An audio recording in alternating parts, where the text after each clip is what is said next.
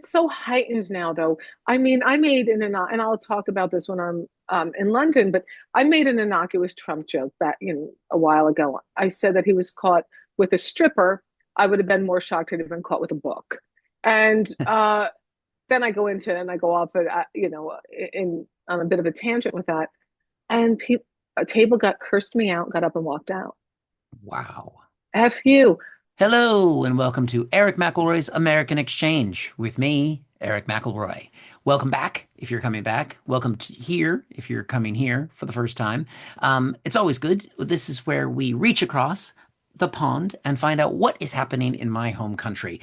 Because I'm over here in the UK and, everything seems fine from here. So I just call across and find out, oh, it's the collapse of the American democracy. I thought that's what might be happening.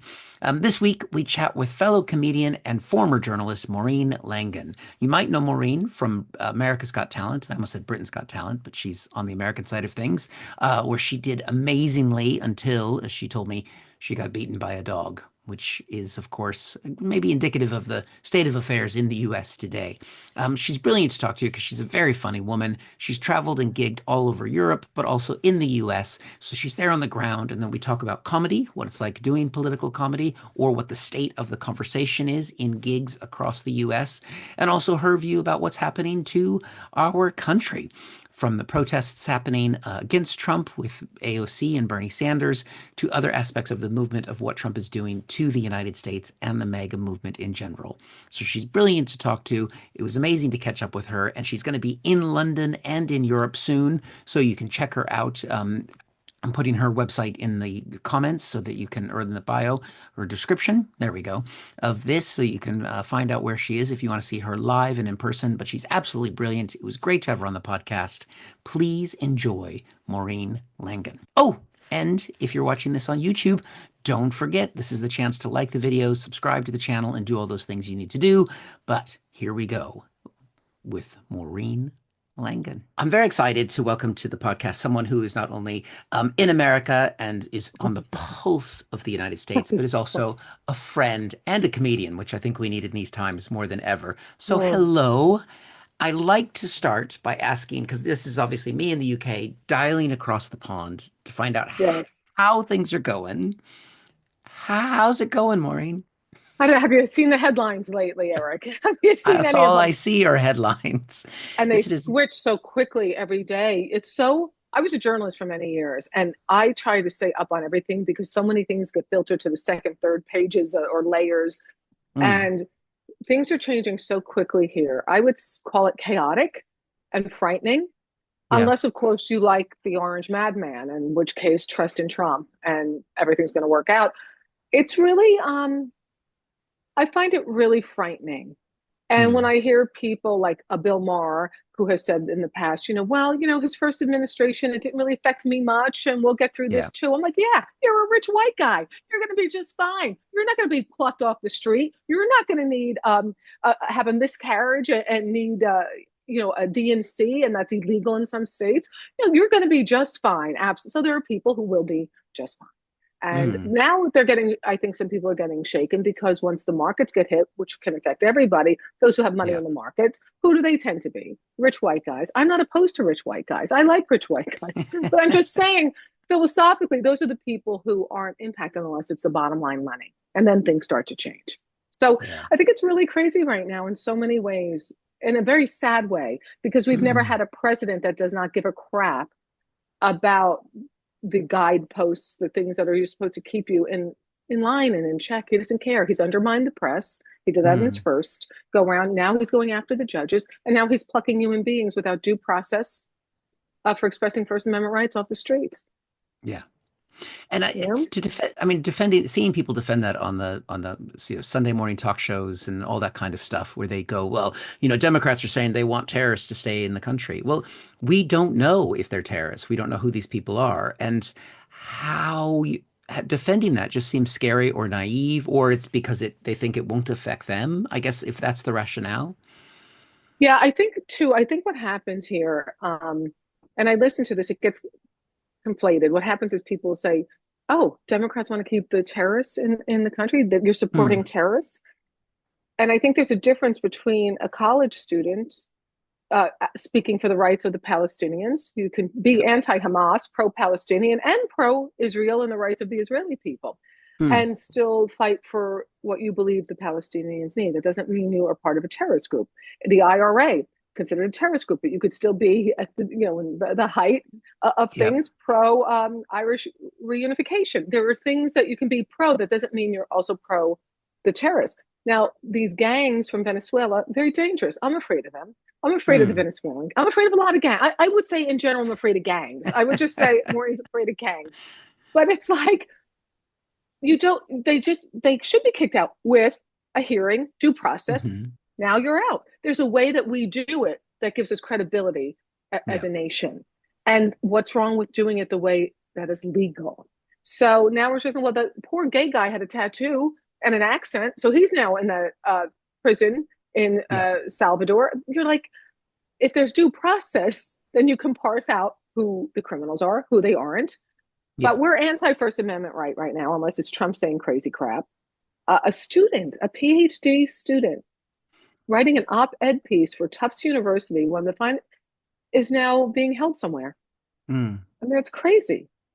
Yeah. Well, I mean, even if she was technically under the First Amendment pro-Hamas, that's not a violation of the First Amendment. Taking action to support a terrorist group would be, but just Yeah, saying that you like what they're doing isn't even against the law yeah. under any prior interpretation of what the First Amendment is and the protections afforded to that of someone within the United States.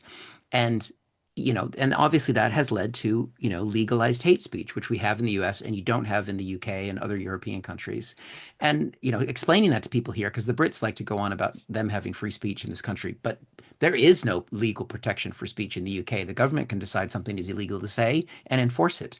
And sometimes, there's been criticism of that. And I used to point to the US and go, no, but look at America, we suck it up and we say whatever we like, but it doesn't feel like that's the case right now. It was interesting. I heard no, these I love the law and people really discussing it in depth. And there was some Hmm. scholar, I like Fareed Zakaria, his Yeah. show on GPS. He's so brilliant. I bumped into him last week. Oh, look at you Oh name my God, dropping. no, I like him. He's so brilliant. I like how you like that cerebral crush. I have a cerebral crush on him and Yeah, Heather Cornell definitely. West and Henry Louis Gates. But he he had a scholar on from Hmm. Harvard, a constitutional scholar, parsing out what is free speech, what isn't, in terms of terrorism groups and supporting them and not. It was very fascinating because there Hmm. are these little shades of gray.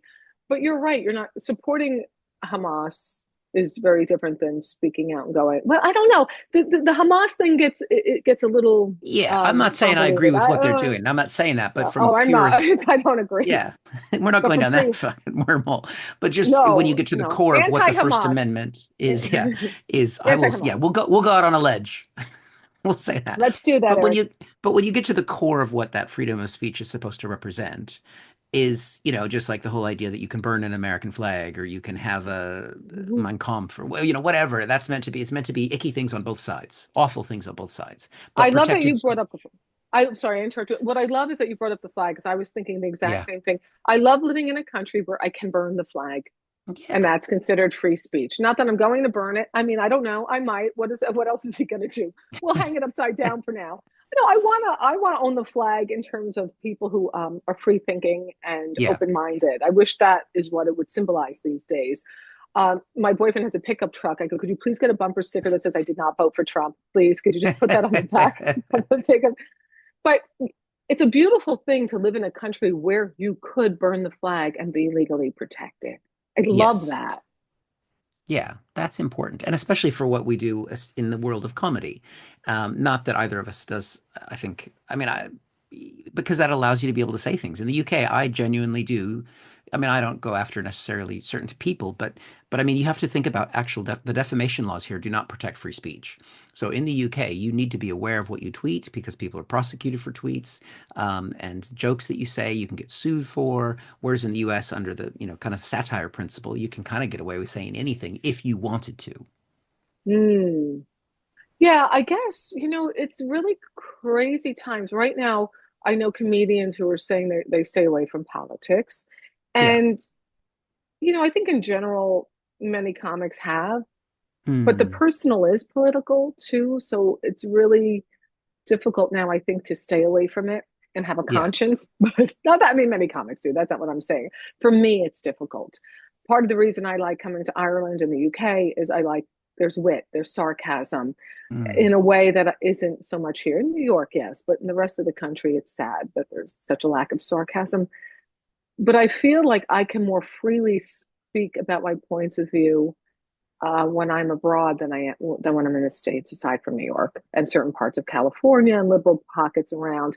So you have to think about it. Like I did a couple of theaters last week in California. One was in a Mm. very liberal area, and I could do my Trump material. And then I Mm. was in a place that was a bit more rural, and I couldn't help it. I had to do a couple, but I didn't go. I can't help it. It's just right there. Yeah. And it's getting worse. And I think to poke fun out of it and to shine light on it is essential. But on the other hand, too, unless you're really famous, like a Bill Burr, and have your following, where Mm. people know what they're getting, you go to a theater. Some people know who I am, some don't. You're on a show. You know, Yeah. do you want to make a living at that club and just go, all right, I'll shut up about those couple bits and pay my bills this month and then work out my stuff in Manhattan and places that are a little more open minded. So you have to weigh all that too, because you're hired for a job and Mm. it's not as purist as I would like at all times. Because I was in we had a wedding in November in the States in Philadelphia, and I was able to Ah, pop into Manhattan for a night or two and go to some ah, comedy. And I was surprised at the lack of political material that was mm-hmm, being put on in New York. Now the mm-hmm, audiences, because it was a weekend, so the audiences were very international. So it's the tourists who were coming to like the Comedy Cellar and I can't remember where else I went, but so maybe that was part of it. Is that the but I was surprised how little political humor was there when I figured New York would be a safe space for people to mm, complain about yeah. the administration or talk. Well, this was pre-election, so to talk about the election that was coming. I'm surprised. Well, it's so heightened now, though. I mean, I made and I'll talk about this when I'm in London, but I made an innocuous Trump joke back, a while ago. I said that he was caught with a stripper. I would have been more shocked if he'd been caught with a book. And then I go into and I go off in on a bit of a tangent with that, and a table got cursed me out, got up and walked out. Wow. F you. A couple of weeks ago, I was in upstate New York. New York State is huge. So I'd say about an hour and a half, 2 hours north of Manhattan. Hmm. And so close yet so far, Eric. So close yet so far. And I'm doing a show. And I said, again, this is an aside. It's not even wasn't even a political, well, it turned political. I would talk about ageism. And I said, as a woman Hmm. in America, a woman my age, I feel like Canada, I have so much to offer, but nobody gives a crap. And some guy yells out, F Canada. I go, Huh. F Canada? I go, F Canada? Canada? What did Canada do to you? And then he just went, America first. And they all cheered. I'm like, Wow. wow, I got to get out of here. I got Those are somebody's there. Camera, help. those are people who do not like maple syrup.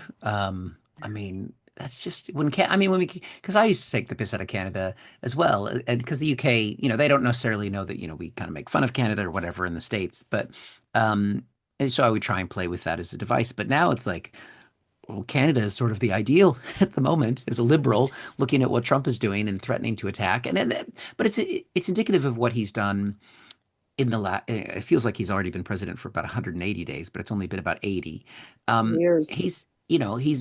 He's turned the politics of Canada upside down because the liberals are doing well there because they're standing up to him. The rest of the world is now looking at America that were allies as not as allies. I mean, how is the vibe shift? Because I think we're in around 80 days of his presidency. I mean, how does that feel even right now? Uh, you mean about with our allies or who used to be With our our allies, allies? just in general. I mean, like you said, it's been so rapid and so fast. And it felt like last week, it was only a week and a half ago that the whole tariff debacle happened.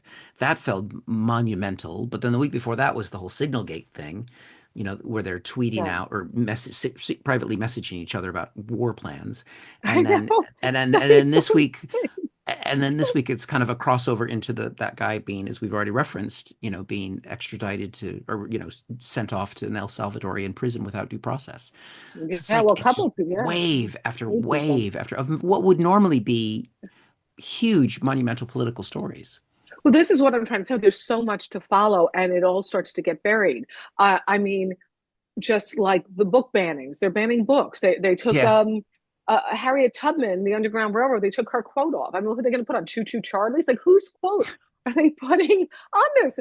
I mean, you look at everything; it's all white now. It literally is the Mm. whitewashing of America. And I used to wonder, Eric.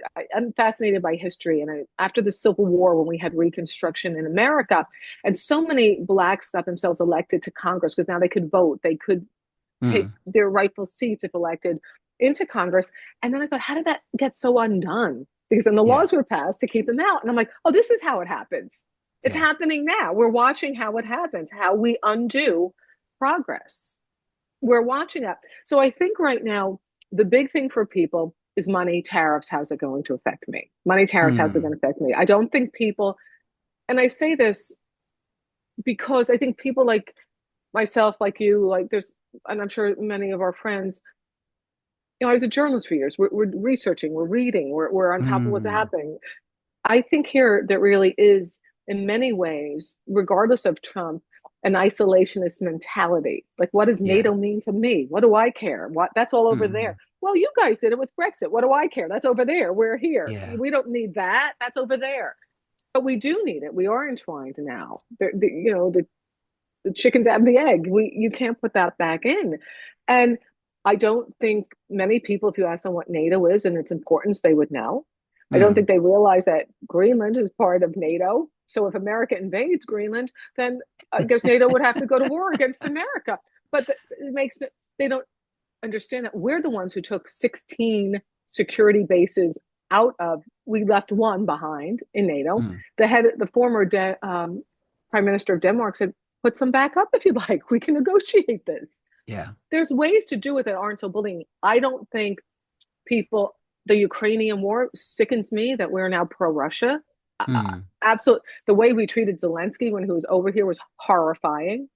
I wanted to vomit in a corner the way we treated him because he's in his military garb. You know how he wears his sweats, and then you get Kid Rock can go in looking like a circus clown from Barnum and Bailey Circus, Yeah. like a three-ring circus.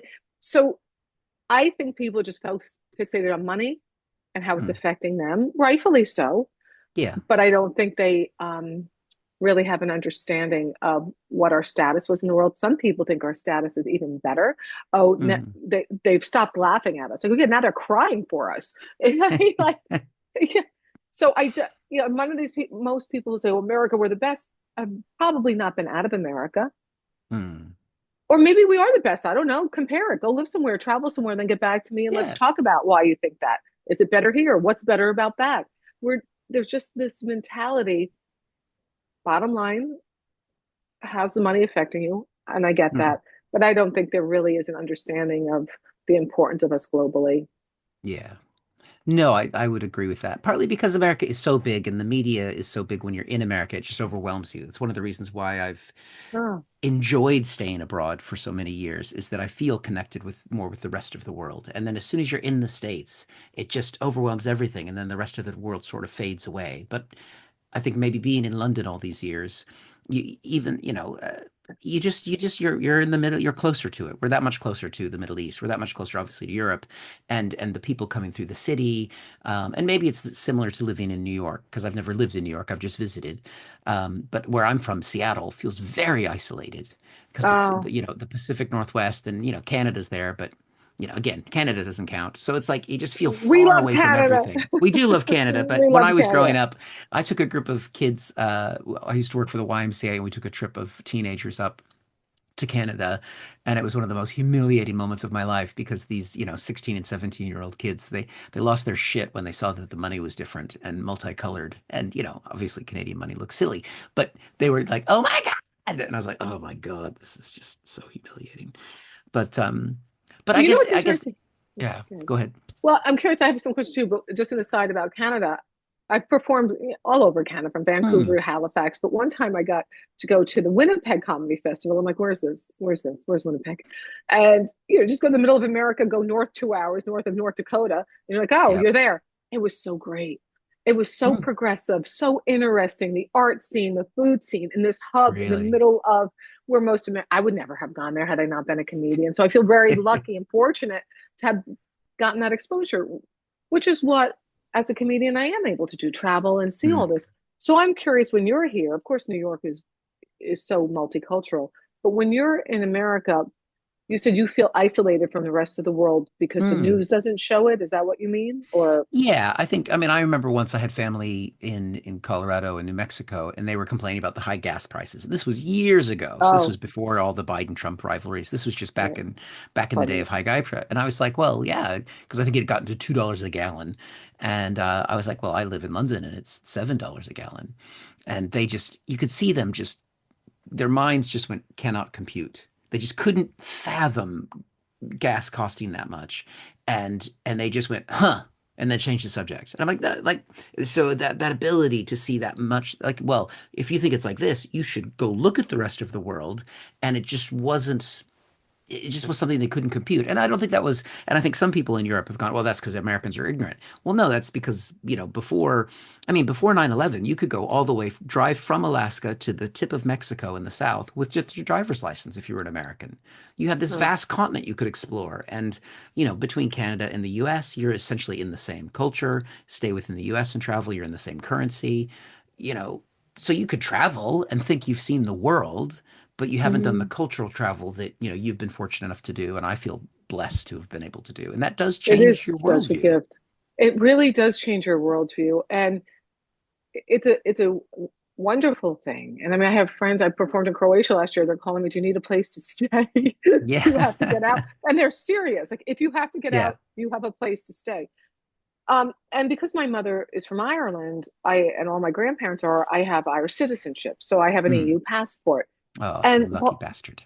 I am like, whoever thought Ireland would be more progressive than America, and its passport would be so valuable, right? It's kind of cool. I want to hook up with Rosie and hang out with her. But you know, part of the reason I'm going back over to perform for 5 weeks between the UK, Ireland, and I'm going to go to Holland and Belgium is because I want to really explore. I was just in London 4 months ago to keep exploring where I might want to settle for longer stretches of time. And I'm very Mm. serious about that. Yeah. Um, Even your comedy scene seems better than the American comedy scene.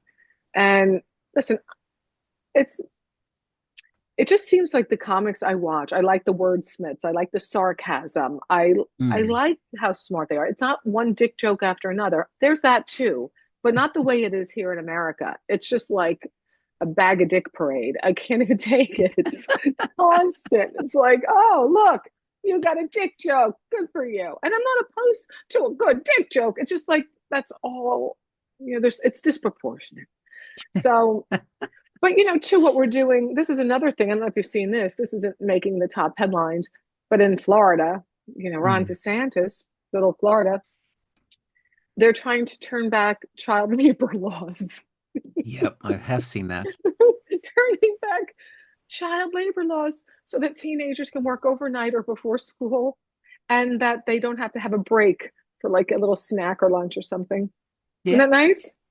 Well, I mean, when they bring back those manufacturing jobs from China and they need somebody to make their tennis shoes, who's going to do it but the children of Florida? Well, it is the That's pickleball capital. So, that's they do true. need more sneakers and Yeah, maybe that's knee true. replacements. I don't. We're we're only starting to see the pickleball craze come here, but I don't understand. But I'm in the cult. I got into uh, the cult. I'm in the uh, cult, Eric. I started I don't. 6 months ago. Is it starting to happen No, no, it's in happening. London? I know a guy whose son is like the chief. He was the guy who brought pickleball to the UK, and he's making a small fortune. So, but it's not everywhere like it is in the US yet. But it's I don't really understand these things. I mean, It's so. I'll tell you why it's a craze. May I? Can we? May we yes, diverge a minute? It's because we're adults, and as adults, when you're a kid, you'd go out in the street, knock on your friend's door, people would just hang out and play. I yeah, don't know. That's how it was in New Jersey, and you just could pick up a game or play, whatever. But as adults, we're really isolated. We see people at work or, mm, your neighbor. Here, yeah, you take your paddle, which I have an extra one if you want to play, and you just go up to the park, you put it in the rack, and as soon as four are together, you go play. And then, okay, and it's just this social, fun thing where adults just get to play some silly ball, have some laughs, and you never know who you're going to be playing with. You meet new people, you go home, you're not in each other's business, and it's just this fun outlet. And I think adults haven't okay. had that. Yeah, Yeah, because I mean it's that's fine. what kids do is they go to the well, here generally they would go to the pitch and they'd start kicking a football around and then the kids would all start playing. So I guess it's kind of like that. So that's It nice. is. It's great. It's really That's good. very funny. And then the Well, Colts. I don't know. I'm still No. suspicious, but yeah, I understand. All I right. get I Listen, get that side of it. when my best friend asked me to play 6 months ago, she'd been playing for years. I said, listen, I'm not going to play. I don't identify as elderly. I still have hopes and dreams. I'm not doing this. Then I went out because my father had dementia and I just needed to escape. And I'm like, oh my God, this is so good. Just banging a plastic ball around.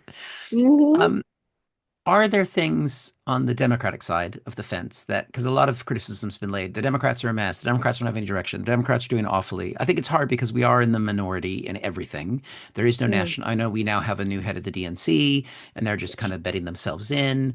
Um, there's been a lot this weekend. Bernie Sanders and AOC had 30,000 people in California, and I think another 20 odd thousand in Utah or Vegas. Oh no, he went to Coachella, didn't he? Wherever. Uh, yeah. So I mean, Yeah, he's do you very see good. some? So is there something happening on the Democratic side, or do you still think we're a bit fucked? We're a bit, I would say we're a bit fucked, but I think a couple things that are happening. I think watching Trump, if he implodes this tariffs and money, that will shift things in the midterms for Yeah. sure. Um, just going back a bit, I'm very angry with Biden because he said he would be an interim president. They should have Yeah. been really developing the bench and setting up the person to replace him. It wasn't him. Mm. And to throw Kamala in at last minute like that was wrong. Yeah. She did the best she could. We hate women here anyway. So that wasn't a recipe for success. I love Pete Buttigieg. I think he's planting the seeds. But you think they're going to get behind a gay guy living in I the White know. House? These people, those people. I mean, I would. I have no. I love them. Um, Yeah.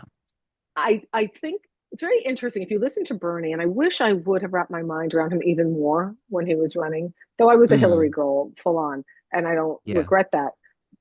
If you listen to him, he's so what mainstream Democrats were about in my father's day. My father was a union guy, Mm. worked for the New York City sanitation, health rights, civil rights. He is so much more mainstream Democrat the way they used to be back in the Yeah. day. Um, AOC is going to bring it down. People are not going to they're going to find her too radical and too liberal. Mm. She's not going to be mainstream enough to get people on board. I don't think. I like her, but it's not going to happen.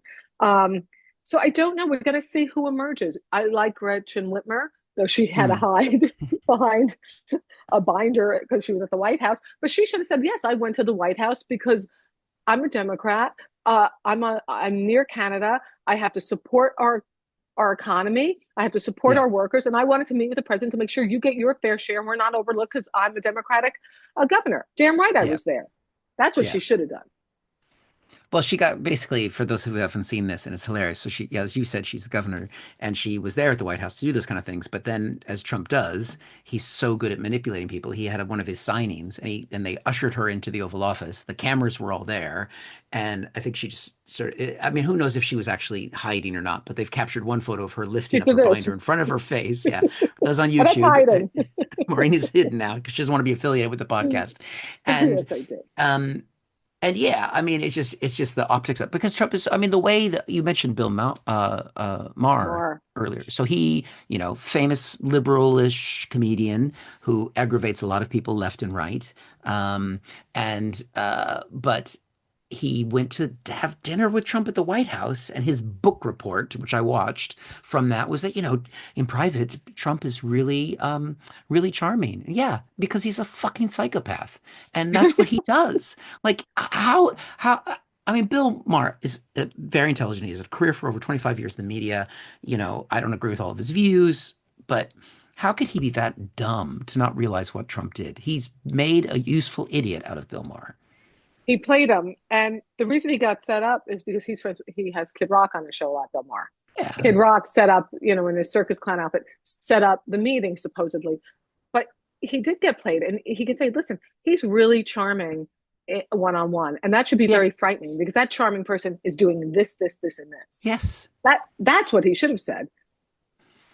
I mean, But you don't hold someone to account by having a private dinner and being wowed by going around the White House and then being, oh, and doing naughty jokes about where Bill Clinton got a blowjob. Like, oh yeah, that's clever, Bill. That's also a reference that's 30 fucking years old. I mean, it's just like, come on.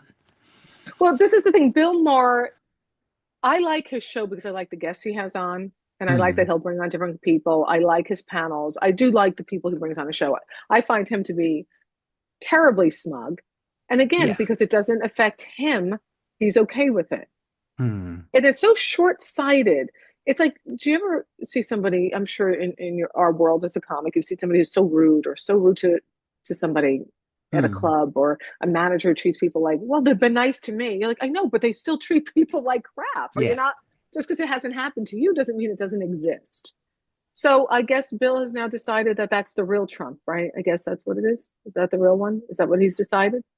Well, I mean, yeah, he said, I'm going to still hold him to account, and I challenged him, but I have to say that as a human, he was great to me, which just it gives more of a Great to me. permission structure to say, well, he's a dictator, but he's a nice dictator to me.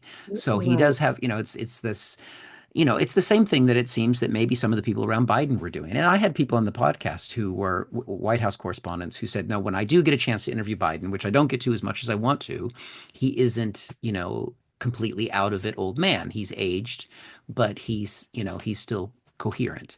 And but it looks like there were a lot of enablers around Biden. That's what's coming out. I think some of the books that are coming out now and so on, that clearly he was past his prime, which, we could see. But Well, we saw it's that, right? creating, yeah, it's creating a permission structure, which is false. And it feels like that's what Bill's walked into with this Trump moment. We should be very frightened with what's going on right now, and Bill should not soften it by saying he has this lovely demeanor one on one. Yeah. Say that and say that's really frightening. That's very frightening. He has this lovely But gee, demeanor. He's charming one on one, and it can really entice people and make them forget all the evil things he's doing. but I guess it has to be hard. Like, I mean, you've just kind of said, like, when you're in different parts of the country, it is different this time in that because Trump, in spite of everything, won again and Yeah. won with the plurality of the vote, not the majority, but still, one did win the popular vote and then did win the electoral college, that he has more legitimacy in spite of the Mhm. fact that he is a felon and an insurrectionist and an adjudicated sexual predator. You can't make this up. I wonder, are the Tate brothers going to go visit him soon? And then Conor McGregor? Why don't they all just hang out? I mean, it's so crazy to me that he welcomed Conor McGregor, who Yeah. was convicted of, I believe, rape. I don't want to misspeak. Speak. Um, Conor I don't know his McGregor, backstory. I know that sexual assault. yeah, Let's just there's say something bad that he did to women. Let's keep it at that. I don't want to he's alleged allege. to Let's have say potentially alleged. done. Yeah. Yeah, I Because think I think it did happen, but let's say allegedly, supposedly, and then you got those Tate freaks who hate women. They got to like just come right on into Florida from Romania. Now they're back in yeah. Romania. Um, but what I wanted to ask you is, what do you think about the Democrats? Your vision from where you are, and what do people overseas think of us in America? I mean, I think I know, but I'd like to hear from you. Yeah, I mean the Democrats, and I'm doing stuff with the Democratic Party here, the Democrats abroad, and I mean the role of Democrats Oh, abroad is limited in policy power because the main thing the main purpose I think of Democrats abroad is to help people know that they have a right to vote, which all Americans do, even if uh-huh. you've never lived in the United States. So my daughter, American citizen, born and bred in the UK, she got to vote in 2024 for the first time, which was brilliant. Um, Wow, so I great. mean, but they're feeling just as lost and they're angry, and they did participate in the hands-off protests that were Hmm. earlier in the month. There was a protest in Trafalgar Square, so there's momentum there. It's obviously a very progressive group, but just like in the U.S., there's a Bernie wing and there's a more mainstream Democratic wing and all those things, and they're feeling scared and frustrated, and especially because the SAVE Act, which passed the House, is an attack on our right to vote outside the U.S. And because one of the things it requires is you to register to vote in person, which is pretty difficult if you live outside the U.S. And for our military around the world would be horrific, if they were disenfranchised in their vote. So we're feeling Mm, attacked and frustrated, and it's the same thing. We're constantly watching this from afar and not mm, knowing how that vibe shift happens. And of course, you get into your bubble. And I try and get outside. I mean, that's why we're looking at like Bill Maher not to go back to him, but it's good that he would try to go outside of his bubble. And generally on this podcast, I've only had liberal voices. But again, I don't want to necessarily, I don't know the point of having a conversation with somebody who doesn't believe that Trump lost in 2020. Because you're already starting from the basis that they're in a non-reality, and it's tricky. Yeah. Um, Mhm. but the rest of the world, how do they think of us? I mean, yeah, the laughing stock, we have gone up in laughing stock estimation. I mean, the distrust is real. I mean, Trump is driving everyone outside because he's basically, by putting this worldwide tariff on every single country in the world, friend and foe, he's basically said fuck you to everyone. So how does that make anyone think, well, the US is going to be the place to be? The people I know that are in right-wing media here, they parrot the same lines that Republicans do, that Trump is great, Trump is strong, and so on. But they're doing that to try and lay the groundwork for the Reform Party here in the UK, which obviously, funnily enough, is led by Nigel Farage, but then Elon Musk has attacked Nigel Farage. So they're in sort of, it's a weird organization, but they're doing quite well, and a lot in the same way that the Democrats played it safe or tend to play it safe. The Labor Party here is playing it safe, and I think that's going to hurt them. Where I think the AOC question and whether or not she can break through, I think people are ready for breakthrough politicians. I think Democrats Really? have tried. I don't know. So like I mean, I'm close. I'm just again watching this, consuming media. But the way that Trump broke through and the way he just gets shit done, that's what appeals to people who aren't that tuned into politics. And if AOC can become that person, because Bernie is, bless him, at 88 or whatever, he's, I don't think, going to hold the mantle. It needs to be somebody who says, no, I'm going to tear this stuff down. And I think it feels like that's what's going to motivate people. And Kamala lost some of that. Biden, I Yeah, felt. well, they So yeah, I they don't both know. lost a bit. They didn't attack the economics of it all. Because Biden, and rightfully so, was saying things are getting better. And they were on paper and they were in real Yeah. life, but they weren't in people's wallets yet. So I don't think he really felt the pain and really Mm. acknowledged it fully. And the right did a really good job of saying, making transgender a huge issue and what have you there, Yeah. and pronouns, and we all know that Trump's pronoun is me, me, me, me, me. But anyway, you can't take it. So I think though people get very worried by the word socialist in America. Mm. So Yeah. Bernie is a democratic socialist, right? So they Yeah. go, what does that mean? Nobody knows what that really means, because the word socialism people can't really even define. But if you say Yeah. to them, do you like your fire department, your libraries? Oh, by the way, libraries are banning books and they want to defund and certain. I mean, the whole thing is crazy. But I think they may be too radical for them, for the majority But to vote for them. but I think that's what Democrats have to decide. How radical do we be in this moment? Because look at how if the Tea Party took over the Yes. Republican Party and now rules the roost. It has won, and things that we thought were crazy in the Tea Party are now the mainstream of the American right. And people aren't have lost their patience, and that's where Trump. I mean, I think he's maybe overplayed his hand with the tariff and nearly collapsing the U.S. economy. But the idea of Doge just going in there and tearing shit Oh, up, like I can see that being very attractive. And why couldn't the liberals go in there and tear out stuff quickly? And it, so I don't know if that. I think that's the debate. I think is going to happen within the Democrats. well, I'd like to think that the Democrats have more integrity than to lie, like Well, Trump that's did. the Day one, problem. everything's better. We need to lie more. Oh, Uh, okay. We need to lie that's more. Okay. All right. All right. that's You're right. Okay. All right. I've got to get on board with your premise. Yeah. Okay. Never no, negate. I'm not saying I'm not we need to Lie more. truthfully Lie more. no, we need to Truthfully lie. truthfully Doge, like truthfully go Truthfully in and lie. truthfully say, you know what, we're going to push the boundaries of the law to like declaring the environment a crisis, and Trump, and just like Trump has said that the border is a crisis and the economy is in crisis, and that's what justifies him to do these tariffs. So why couldn't a Biden or a Kamala or an AOC say, you know what? No, the environment is a crisis, and so we are going to do this and use every lever of power to bring forward that agenda. And I think Democrats have been afraid to do that. Yeah. Well, I see what you're saying. You want to go balls to the wall. Let's friggin' I'm not. just own it a Well, no, because I thousand was. percent. I did a show in Edinburgh at the Fringe Festival called Radical Centrist. So I've been in the middle, like for a long time. But the middle is not winning right now. I would hope if we had the right person or people and messages that could. Though I mean, I Yeah. can be more radical. I'm not opposed to that.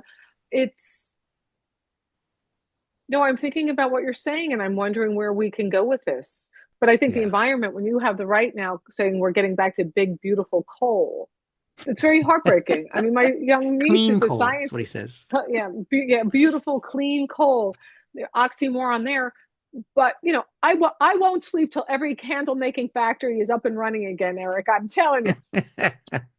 But my poor niece is she's just finished getting a master's in environmental science. She wants Oh, to save the world from the plastics and the crap. And we're like, here, go. I'm all for getting the plastic straws back. I'm into that. yeah. Frig the turtles. I need a decent straw. I don't that paper coming off in your mouth. Jesus, I don't know. I think we have to see what's going to emerge in the next six Yeah. months to a year, the messages and the people who will emerge. And we just have to do right by each other to the best that we can. And, And that, yeah. kindness if we can, the kindness thing, but like treating each other like human beings and seeing each other in their humanity. That's scary. I played pickleball with two women from Venezuela. I said, you better not have tattoos. That's all I'm saying. Don't have any tattoos, ladies, or it's over. Your pickleball Adios. operation is now a sting for ice, is what you're telling me. Um, I'm conscious of time, so before we Yes, go, yes, I yes. did want to ask. Yes, I know darling. you are on a worldwide tour. Yes, Where can yes. people find you? And yeah, Well, I will be coming in May and June to, and I'll be in London in May as well as Holland and Belgium. And then I will head over to Ireland at the beginning of June. So all my dates are at Maureen Langan, LANGAN.com/gigs. Love to see you come out. I'm going to be all over the place and it'll be a lot of fun. I'll be at Angel downstairs at the King's Head, um, Top Secret, a lot of other places. And then in Ireland, Dublin, Belfast, Galway, and Cork. So it'll be brilliant. fun. And then we didn't even Yeah. get time for me to get the goss on America's Got Talent and Uh, Simon Cowell. So I'm gonna have to catch up on all that when I see you in I person. know. But I or we can lost come to a back on and dog. hear. All right. I love what you're doing, Eric. I love your podcast and I love that you're doing this. It's Uh, really important. And thanks for uh, having me. Well, thanks for coming on, and I can't wait to see you when you're back here in London. So there you have it. That was Maureen. Thank you so much to her for coming on the podcast. It was great to catch up, and especially, as a comedian and someone who is interested in America and talking about those things, usually in the public, in a comedy space, it's always fascinating to find out what that conversation and scene is like as she's gigging around the US, because most of my work gigging has been here in the UK and a little bit in Europe every now and then. So it was great to catch up with her to see what she thinks about the state of the American democracy and that experiment and how it is looking from her point of view as a comedian and a former journalist. So please make sure to check out Maureen, either gigging near you in the US or if you're here in the UK, Ireland, or Europe, find her there. Her website is in the description of this podcast, either on YouTube or in the podcast space. But thank you so much to her for coming on. We might be off next week because of the long weekend for Easter, but then we'll be back after that. So thank you very much for listening. Thank you to Maureen. Thank you to Mark, the producer, and we will see you next time. Bye bye.